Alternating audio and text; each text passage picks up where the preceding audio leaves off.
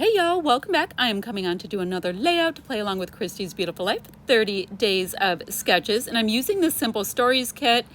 And guys, I'm at a crop, so it's a little wonky. Sorry that it is moving. I was bumping into everything. So I'm using this sketch here. We've got these two nice circle bits, and then there's these strips of paper coming off, and then kind of a line of stars. So I was thinking that, oh, and it had tearing. Now the reason why I'm moving around so much is there was a window behind me and the lighting was absolutely terrible. So this is actually the last layout that I film at this crop because it just does not work. It did not work. Anywho, so I have these pattern papers. I've got some scraps going.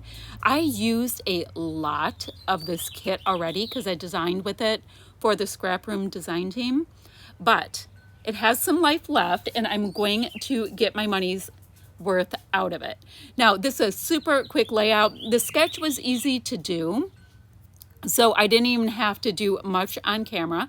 I do have a couple of puffies, but spoiler alert, I don't use those. I use those, I think, on layout number 5, maybe.